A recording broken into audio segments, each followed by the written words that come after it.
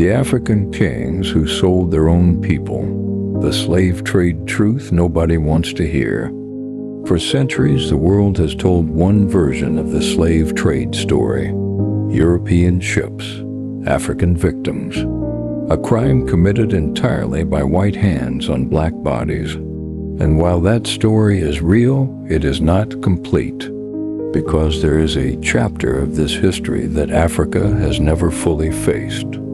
A chapter written not by European colonizers, but by African kings, chiefs, and warriors who sold their own people for guns, gold, and power.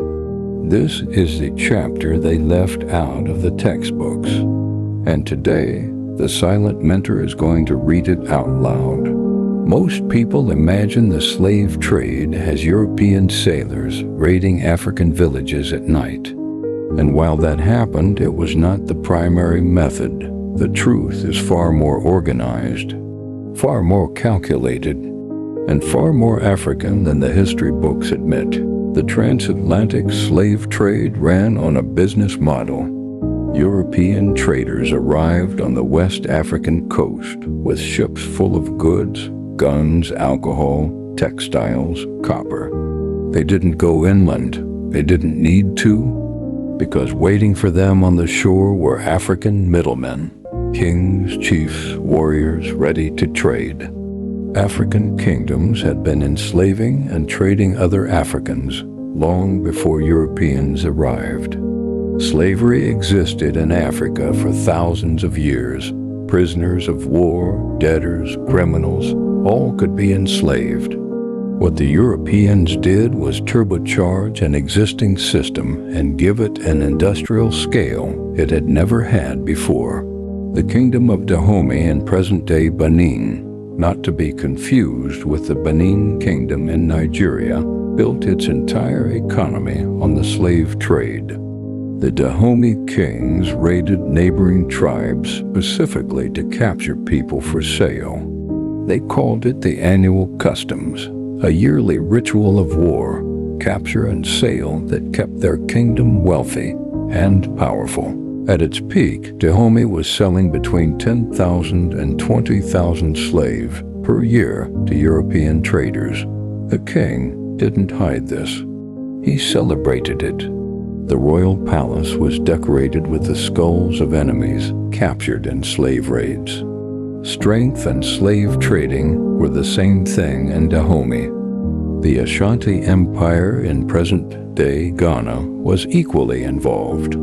The Ashanti traded slaves for European guns, and then used those guns to capture more slaves, to trade for more guns.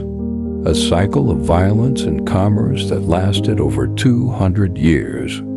Between the African kingdoms inland and the European ships on the coast stood a class of African slave brokers, men who grew extraordinarily wealthy, facilitating the trade. In Nigeria, the coastal, Efik people of Calabar built an entire trading civilization around brokering slaves between the interior and European ships.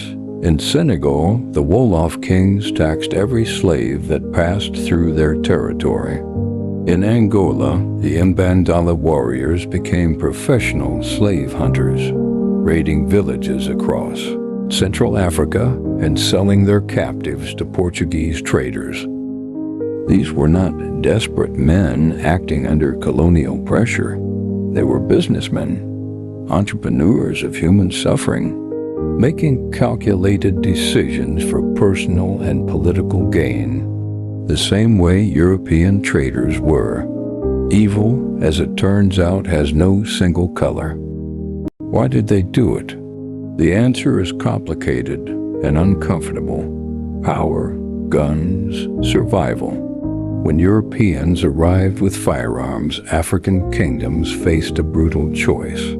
Trade slaves for guns, or watch your neighbors who did trade slaves use those guns against you. It became a deadly arms race where the currency was human beings. Some kings genuinely didn't understand where the slaves were going. The concept of permanent chattel slavery, where a person becomes property forever, across generations was foreign to African slavery, which was generally temporary. Some African rulers believed slaves were going to work as servants in Europe, not to be worked to death on plantations in the Americas. But ignorance does not erase responsibility, and for many kings, the evidence suggests they knew exactly what they were doing and chose power over people anyway. But here is the part of this story that almost never gets told. Not every African king participated. Some refused at enormous personal cost.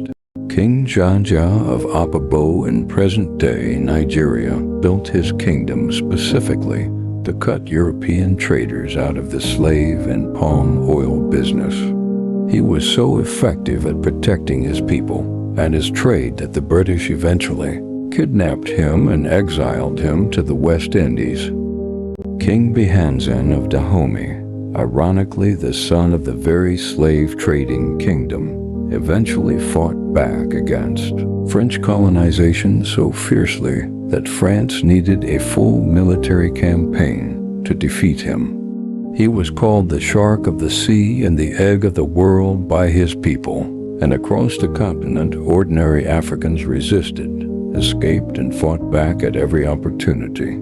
The story of African agency in the slave trade is not just the story of those who sold, it is also the story of those who resisted. The full truth of the slave trade is harder to hold than the simple version. It requires us to grieve not just the crime of European colonizers, but the betrayal of African leaders who chose power over people. It requires us to hold complexity, to be angry in multiple directions at once, because only when Africa fully faces what happened, all of it, can it truly heal from it. The chains are broken, but the truth still needs to be spoken. The Silent Mentor, because history whispers. We listen. Subscribe. The next secret is already waiting.